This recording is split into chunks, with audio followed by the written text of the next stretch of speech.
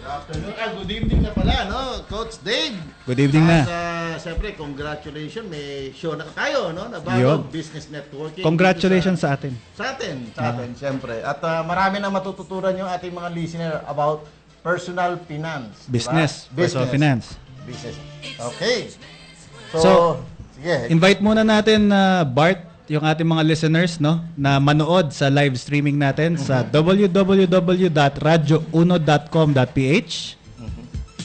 Invite din natin sila na, syempre, mamaya meron tayong question of the night na gagawin. First time natin gagawin, no, na meron tayong question and answer portion. At merong gift check. May gift check galing kay Events Queen. Oo, yun naman katuwaan lang. Oo. Hindi naman siya prize.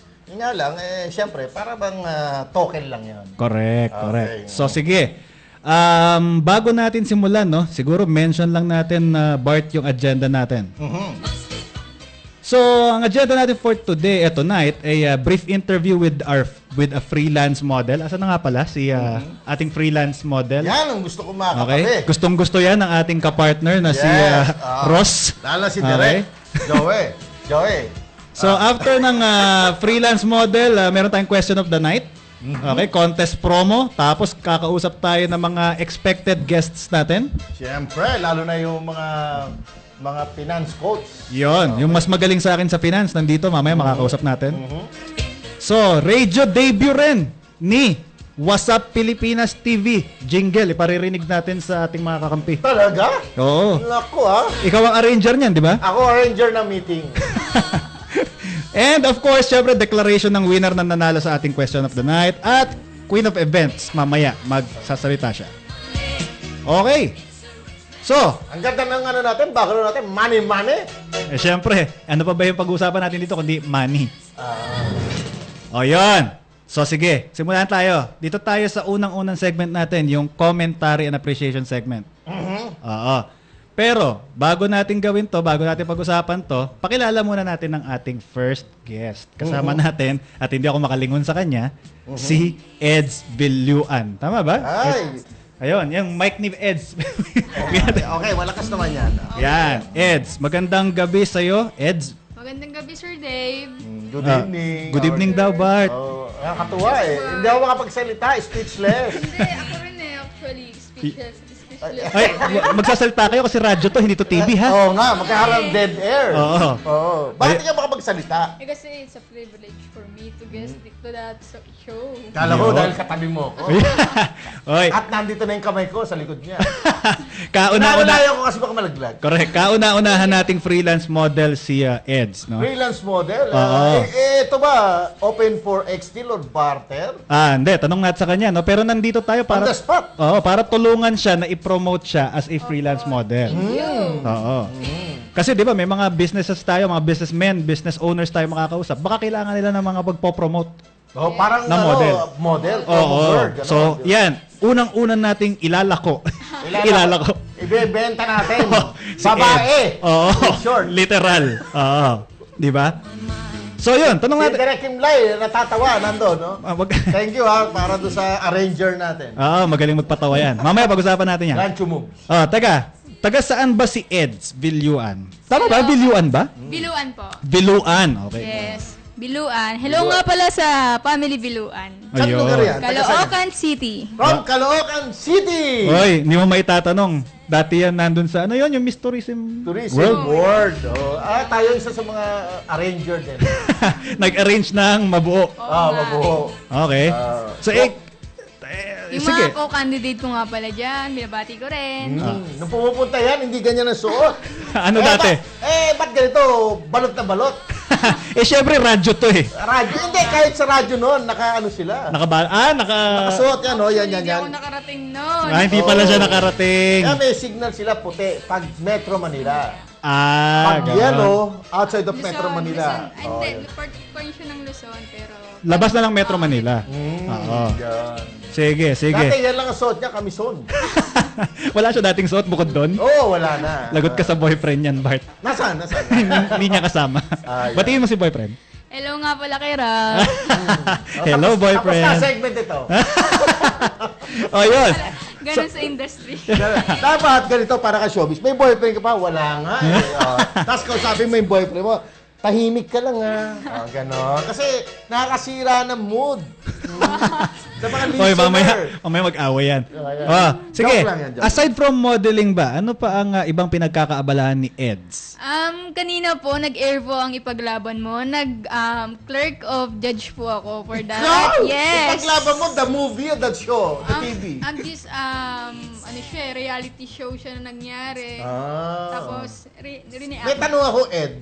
Babae ka ba? Kasi Ed ang pangalan mo eh. Actually, yung EDS po na yan, nakuha ko lang yan sa mga friends ko kasi ang hirap ng Edra Lindovic kasi. Ano ka ba? Screen name, parang ikaw Yes. Bart. Oo, Ed, lalaki naman yun. Ito, Ed eh. Alam mo naman ngayon, marami ng trans. Nililiwanag ko lang. Okay. Yes. Tama. Sige, ganito. So, since model, freelance model siya, no? Tanungin natin, bro. Bakit mo gusto maging model? Napakadaming gusto maging model. Ako rin, gusto ko eh. Oh, Brit? Sa'yo? Hindi, bawal sa akin yung mga ganun. Conservative tayo. So, is it because of the job, the fame, fortune, or all of the above? Actually po, when I was a child talaga, my dream ko na po talaga to become a model, good model actually. Wow. And nung last year po, na-expose po for beauty queen, so tinuloy-tuloy ko na po. And sabi naman po ng nag-handler sa akin na for that pageant, okay naman daw para maintain lang po daw talaga yung body talaga. Okay, ang ganda ng sagot. Bigyan ng GC to. GC. Bigyan ng GC. Slimmers World. Bigyan ng Slimmers World GC. Okay.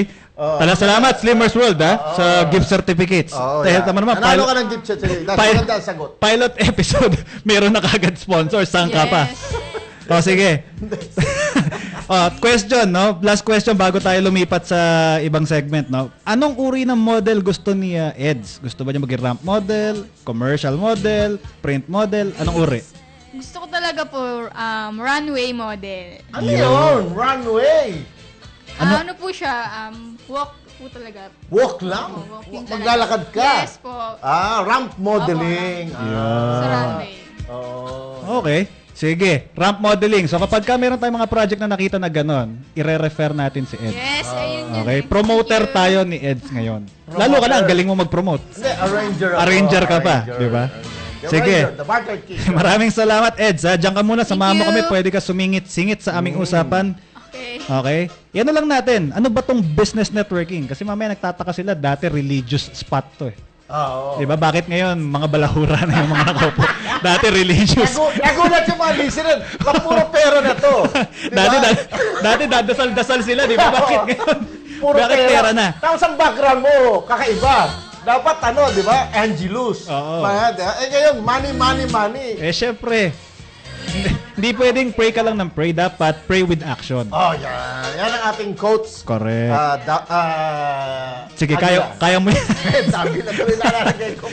Sige. Sabihin natin ano ba yung concept ng business networking sa DZME 1530. Ikaw na mag-explain yan. Mahirap yun. Parang hindi ko rin kaya explain. Yun, sige. Business networking. Simple lang naman, no? Mga kakampi. Ang business networking, para lang kayong para din tong business networking in the real world. Di ba? Nakikipag-meet ka, sabi-sabi ka ng mga negosyo mo, palitan ng mga calling cards, etc. Nilagay lang natin sa radyo. Ganong sistema. So, in a way, business networking pa rin on radio lang. Di ba? So, nagpo-promote yung mga guests natin about their businesses, 'di ba? Tapos tayo in the same manner bilang organizer, magpo-promote din tayo ng sarili nating business. Siyempre, hindi naman pwedeng pro bono lang tayo. Ano tayo? In short, magkakabentahan na dito. Oo, bentahan. Kaya nga ibebenta natin si Eds eh. Diba? Auction style. Dalawa, tatlo, apat. Correct. Sa pula, sa puti. And running. Hindi, karera pala yun. Mamaya, baka may karera. Meron Hindi, ba? wala karera ngayon. Wala ay! Swerte Sayang. natin. Tataya pa naman sana si Sangsang. Sino sang-sang? Yung aking bagong executive assistant. Karerista ba yun? Hindi. Gusto ko lang siya tumaya. Baka sakali manalo. Swerte. Okay. Sige. Yun yung business networking, mga kakampi. Simple lang, no? So, sana yung mga businesses na nandyan, na nakakapakinig sa atin, Ay, naging photo bomber na ako. ako kasi busy ako magtaas nito eh. Hindi ako makagalaw. Ngayon lang natin ginawa yan. Ako wala akong ginagawa. Sakit pala sa kamay, direct. Kaya hindi ko pinag-aralan yan. Yun. So, tapos na tayo. So, siguro, pag-usapan natin, konting-konti lang yung para naman makiuso tayo, yung Mayweather Pacquiao. Ay, God! Bukas na yun. Bukas Diba? na yun. Sinong bet mo? Mayweather o Pacquiao? Matalo manalo, Pinoy pa rin Pacquiao. tayo. Siyempre, Pacquiao. Para mo sinabi, matatalo si Pacquiao ah. Kasi Pinoy pa rin tayo, sabi mo. Ano para walang sama ng loob, di ba? Eh, For Pacquiao tayo, win or lose. Si Eds ba, tanungin natin, sinong bet? Si Pacquiao o si Mayweather? Pacquiao. Bakit? Pacquiao. Kasi alam naman natin na si Pacquiao ang number 1 sa puso ng Pinoy. Yun, talagang beauty queen, ano pa rin, pageant pa rin kung sumagot. Sige, o yun, so mga kakampi, ano Pero yun? may tatanong ako. Ah. Super dami ng pera ni Pacquiao, coach. Yun. Umpisahan ko na, yung expertise mo. Kasi ako, hindi pera pinag-uusapan sa akin, barter nga, expert Correct. lang, di ba? Correct. Tungkol sa'yo to, Dave, yung perang matatanggap ni Pacman. Pacman. Kasi Nabisaya natin pa ako, pag-usapan Pacman. yung win or lose kasi marami na sa radio station. Mula nung nagbiyahe ako from south to north, puro Pacquiao analysis. Pero hindi na in-analyze yung pera ni Pacquiao. Correct, puro boxing analysis, walang Oo. financial analysis. Financial, wala. Ang Oo. dami ng boksingero na super dami ang kayamanan. Na naubos. Naubos. Mamaya, yung question of the night natin tungkol sa boxingero. Kung sino yun. Kung sino siya. Oh, may- Paunahan sumagot, may gift certificate. May tip ako, negro yun. Oo, negro yun. Amerikano. Amerikano. Yo. Pwede, parang parang sikat na Pinoy sikat, henyo. Sikat na di ba? sikat. Yun. Oo. Pero si Pacquiao, sa dami ng pera niya, dollar, di ba? Correct. Di ba? Dollar yan. Anong advice mo? Kasi marami na naghirap na Boksingero. Oo, sobrang gagawin niya gastos. sa pera niya? Well, sabi ko nga sa'yo nung nag-uusap tayo sa kotse nung isang araw. Simple lang ang gagawin niya. Ibibigay ko yung pera, no? At least depende sa financial plan niya. So una, kausapin niya muna yung financial planner. Yung talagang hindi siya lolokohin, no? Ikaw yun. Ako yun.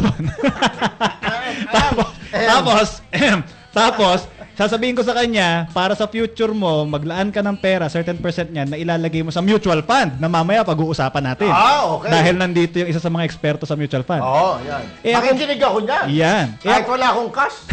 Dapat magkaroon ka para sa future mo. Hindi, at the age of 45, nag-retire na ako. Yun. So may advocacy ako, yung barter. Mayaman to. So ganun, gagawin ko. So kapag secured na siya dun sa insurance niya, no, sa healthcare ng mga anak niya, life insurance niya, pag-i-investin ko siya sa mutual fund para Okay. hindi naman maubos. Kasi yung pera niya, pag nilagay mo sa mutual fund, kikita yan, rorolyo yan, hanggang sa malaking pera na naman siya in the future. Tingin mo si Pacquiao, wala pa niyan.